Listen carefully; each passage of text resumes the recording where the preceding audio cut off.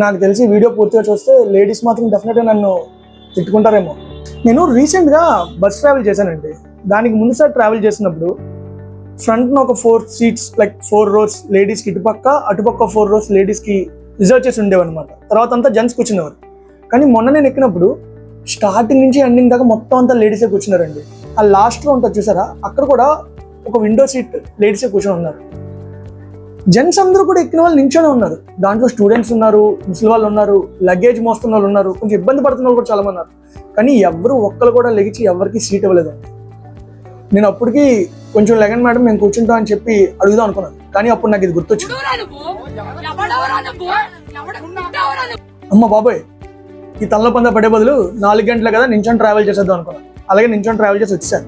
కానీ ఇంటికి వచ్చాక నేను ఆలోచించాను అనమాట, నేను వచ్చేసాను సరే, కానీ కొంతమంది ఇబ్బంది పడుతున్న వాళ్ళు ఉన్నారు కదా, మరి వాళ్ళ సంగతి ఏంటి అని చెప్పి మీరు కూడా కొంచెం ఆలోచించండి.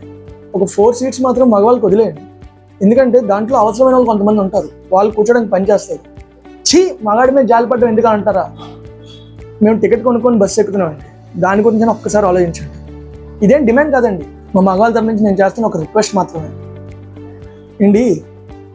ఆడవాళ్ళకి సాయం చేస్తే పుణ్యం, మగవాళ్ళకి సాయం చేస్తే పాపం కాదండి. ఎవరికి సాయం చేసినా పుణ్యం వస్తుంది. ఒక్కసారి ఆలోచించండి.